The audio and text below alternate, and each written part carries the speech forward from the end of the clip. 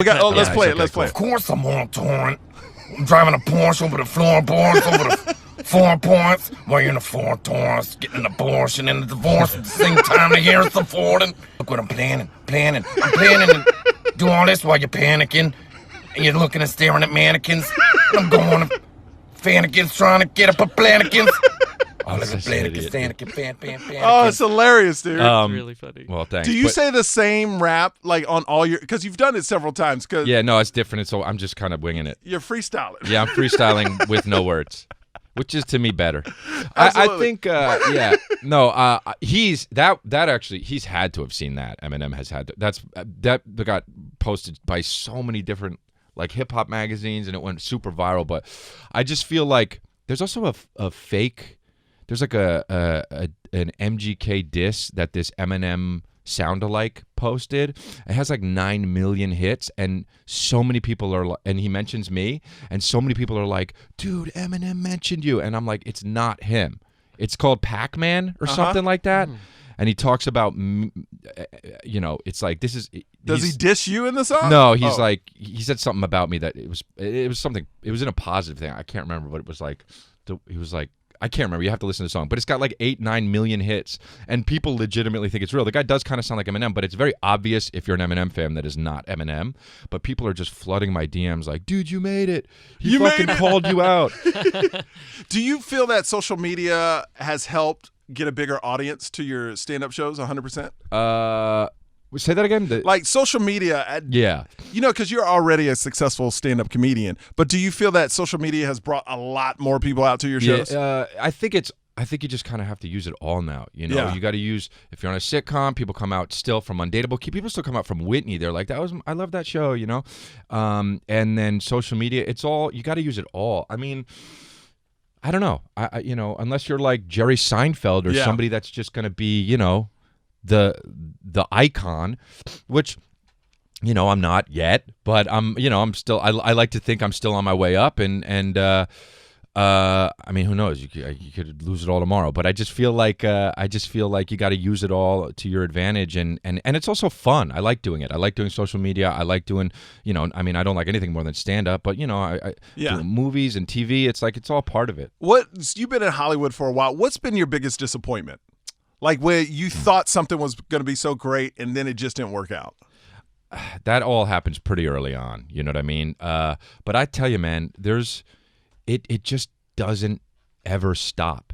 Like you think you get to a certain level where you're like, okay, I'm not going to get disappointed like that anymore. I know the game, but then you get like about a month ago, I was up for something. I thought I had it. The director and the writer was like, when we shoot this, you're going to come out and this and that.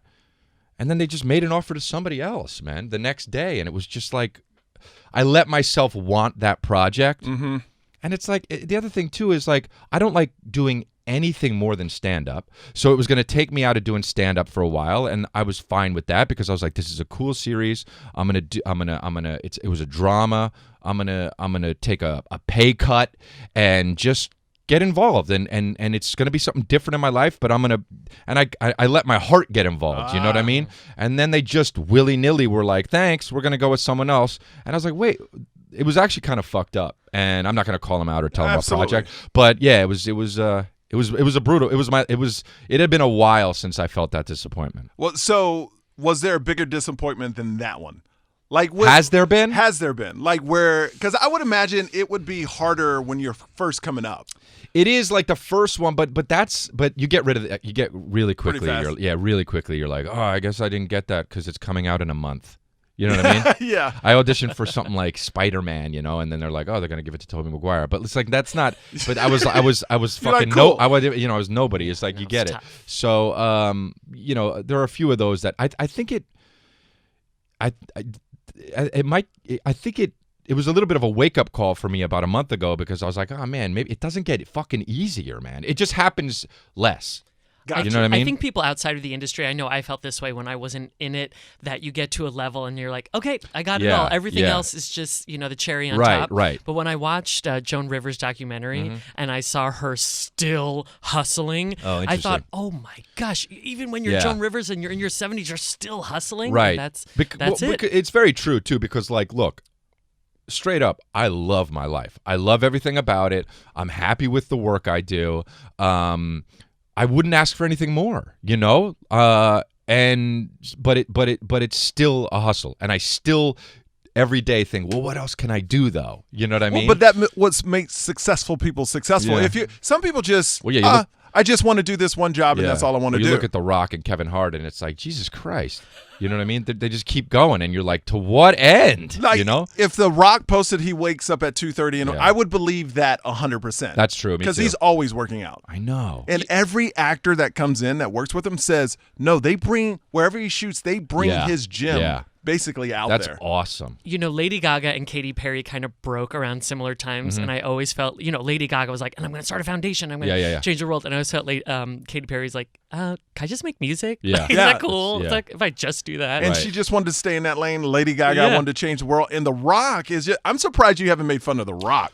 Yeah, I don't know if I did or not. You know what? I tweeted him a few years ago about how I made fun of him, like about how he's always, you know what I mean, posting the videos from arm's length and like how with his chin out. And I was like, why is The Rock always post a photo like this? And he wrote back something like, it was very cool. He was like, I mean, it made my day. He was like, it's because I'm trying to, I don't know, something like fit all my muscles in the pic, you silly son of a bitch or something. It was really cool. But when The Rock tweets you back, like you feel like you made it. Yeah, I know.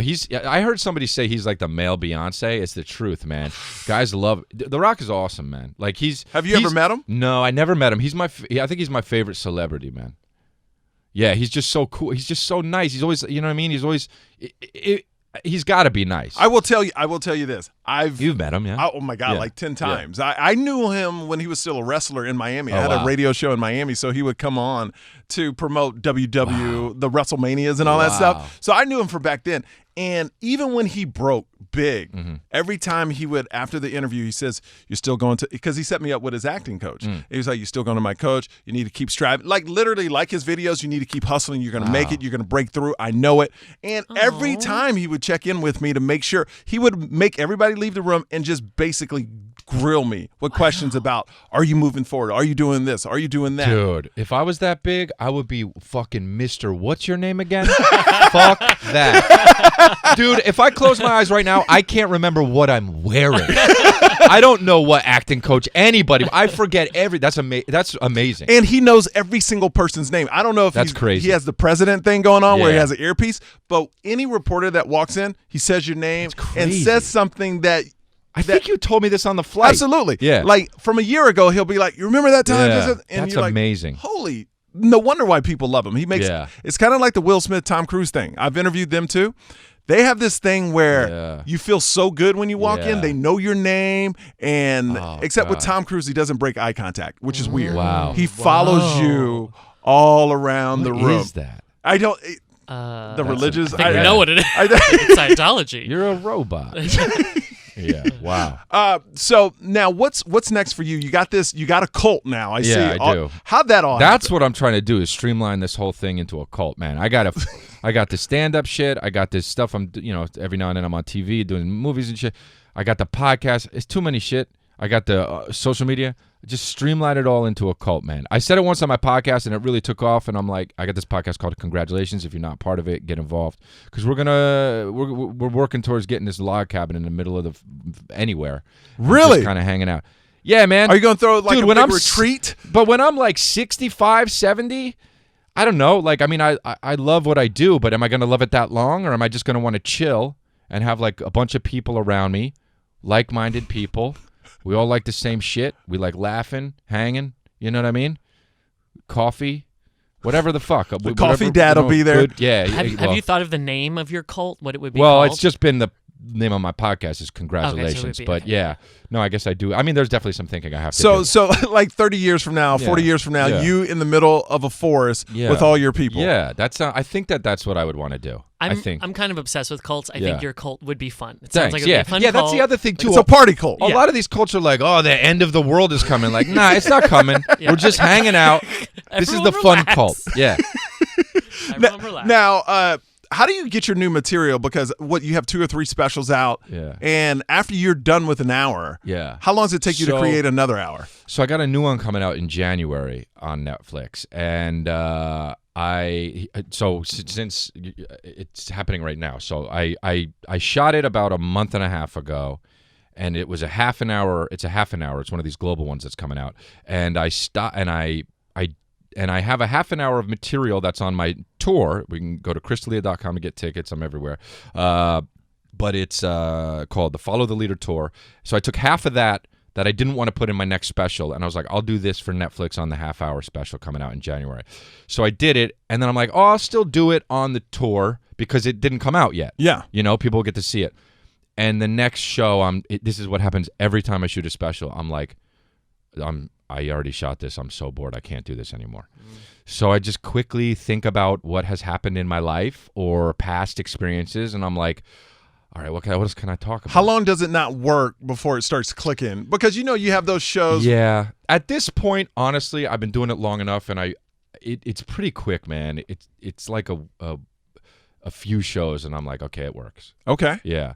But I'm doing so many shows, though. You know what I mean? And I'm doing that I just kind of know my lane, and I know your audience, what they'll like. Yeah, and I know what I want to talk about too. I guess this sounds corny, but like I know who I am because I think about that a lot, And I'm in my house sometimes just fucking laughing by myself, thinking about shit, and I'm like, oh, that's funny. I can say that on stage. Another good thing is my podcast. I do an hour of like off the cuff shit that I think is silly and funny, and a lot of that becomes material.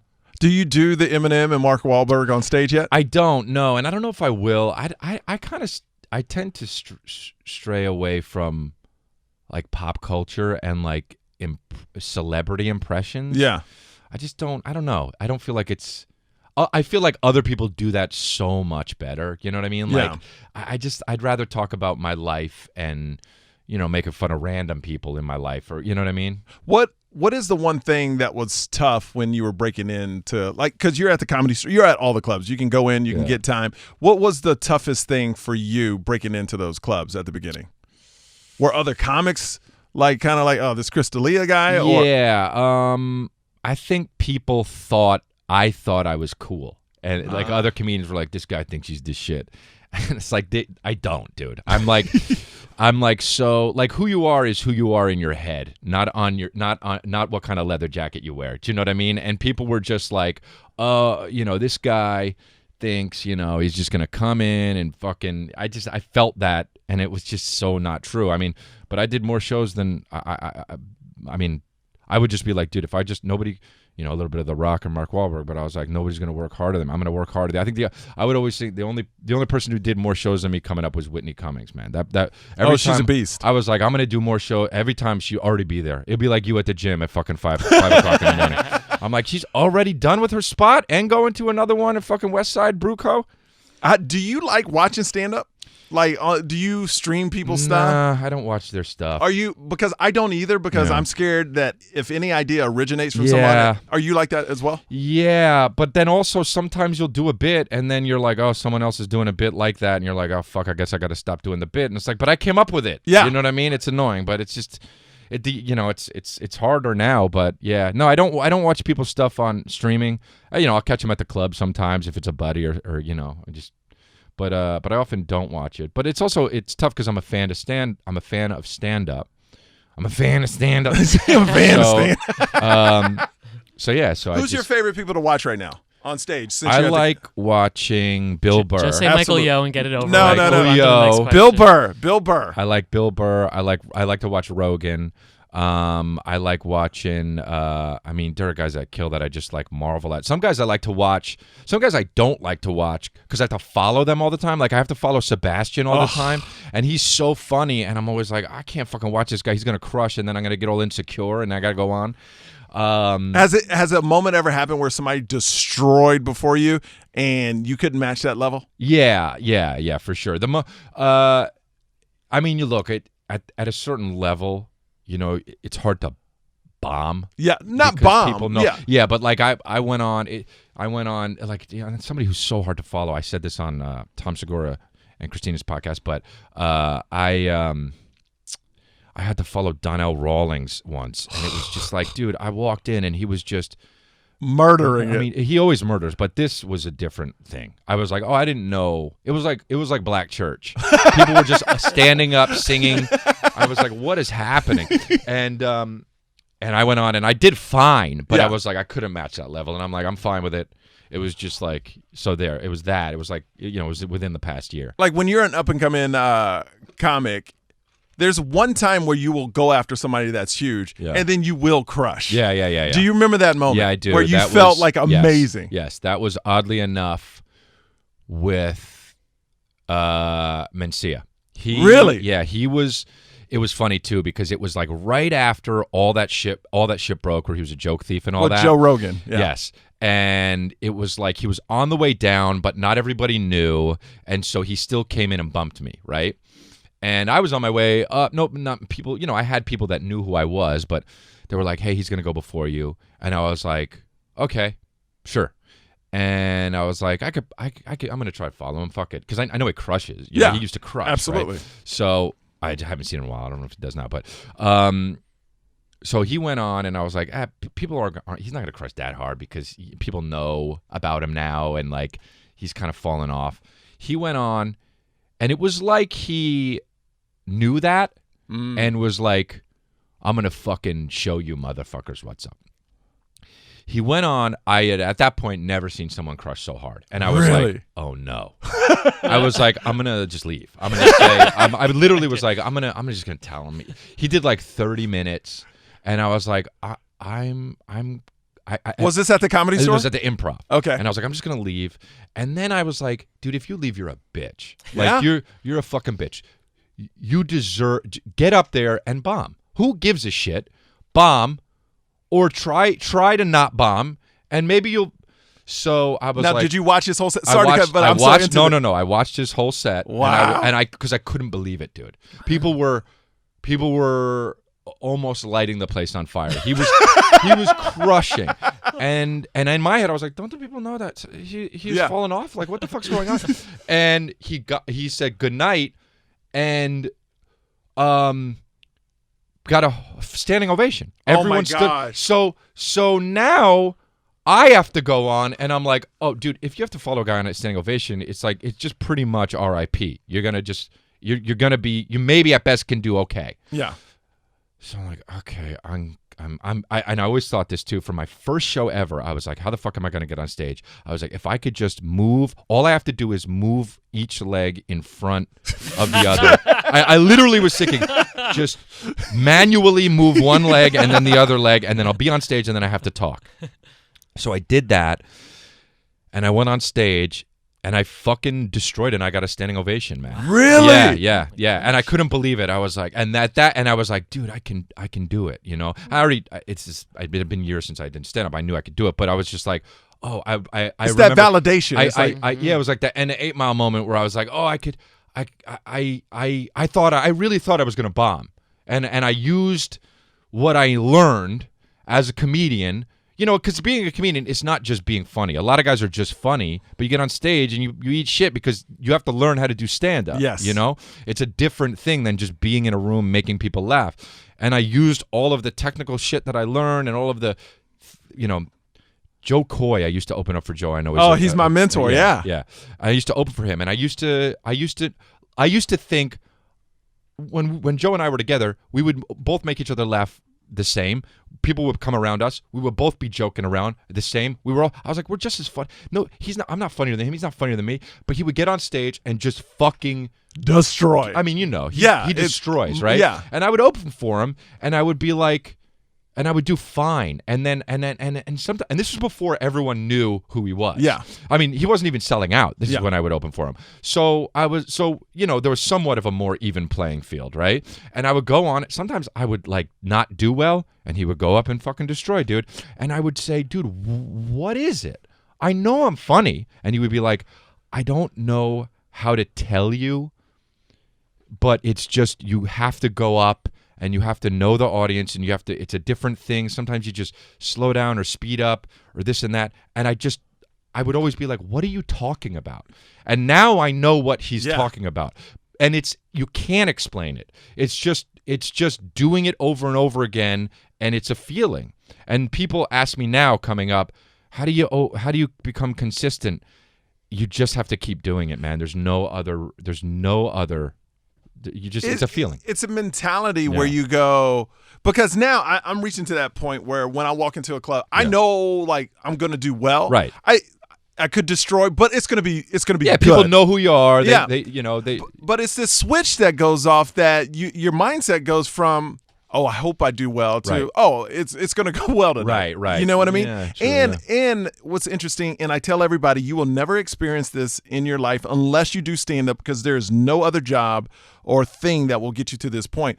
But it's the only thing where all your senses are so heightened. Yeah. Literally, you could be going through your set in your head, hearing a conversation, watching somebody else across the room. It's really fucking crazy. That's true. And having completely different thoughts of something else. It's very true. It's so weird that your mind and your body can do that, because you're doing 5 different things at once.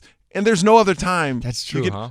And you have to look like you're not thinking about all exactly. that shit. I've literally been on stage, heard a person, you're saying your act, think about something else, heard a person order something. Yeah. And then seeing a guy with his arms crossed going, what's his problem? Yeah. Mm-hmm. I mean, it's amazing what your mind can do, but that's the only time you ever can experience something like that. You know what I'm talking about, right? I guess I never actually like cognitively thought about that. But yeah, I definitely know that, but it's like to actually think about that and hear someone say it is really interesting. That's true, yeah. I mean, it's weird. That's very odd. Because what else? I mean, I don't even know how your body does that. Yeah, neither do I. I've thought about that on stage, where I'm on stage and I'm like, how am I listening to this conversation but also still doing my act? And I'm like, I guess I'm thinking about my act. And then you're like, no, you're thinking about like, what am I going to do after this? Yeah, I got to call my mom back or some shit. Yeah, but you literally. Yeah, it's weird. It's weird, huh? That story about Carlos Mencia, the moment I had, it happened a year and a half ago. I was at Gotham, love that club out there, and Jerry Seinfeld pops in to my show. Yeah. And of course he says, hey man, you don't mind, well, he doesn't ask, the owner asks if he can come in before you, and you can't be a bitch and go, no, I don't want. So of course. So he goes on, of course, as soon as he walks on, standing ovation, as soon as he leaves, standing ovation. And then I go on, and literally, for 2 nights in a row, I had the best set I've ever had in my life. Oh, blessed by Jerry Seinfeld. And I think and that's the thing that kind of, everybody needs a moment where it's kind of validation. Oh, I'm doing the right thing. Yeah. And that was my moment, going 2 nights in a row after Jerry Seinfeld and having the most amazing shows. That's cool. It happened twice, too. Yeah, back-to-back nights. And what I found out, as long as you keep the momentum going from that first act, you do not want to say your first joke and it fails. You need to kind of, I just acknowledge Jerry Seinfeld, that's amazing, blah, blah, blah. Made a quick joke about New York, boom. Off and running, because you carry that momentum. Yeah. But what so many people do is, like, if a Bill Burr is on before you or somebody, they try to make a joke about what just happened. Right. And nobody wants that. You don't want to go backwards. I know. You do not want to go backwards, especially with one of those big acts. Another time, too, when I was coming up, there was a comedian that went on. I forget his name, but he destroyed. And then I went on after him and was like, oh, I have a joke like that. I'm going to go on and like add to it. And that just was that. Don't do that either. Don't ever do that either. All right. Before you get out of here, Chris D'Elia live inside the studio. I'm going to ask you, this is the first time me interviewing you on the Michael Yo Show. So I'm going to ask you first questions. Okay. All right. First night out in college. You attended NYU for a period. I did. Fuck. First night out. Yeah. Dude, I'm so not the party guy. Like, I know. Really? People think I am. But people are like, hey, I come off stage, people are like, you're on coke, right? And I'm like, nah, you got the wrong guy. But yeah, dude, I honestly, I mean, my crew was like, I was in like theater. We would just like hang out and do like in the dorky dorm shit. Yeah. All right, first on-camera kiss. That was, I think,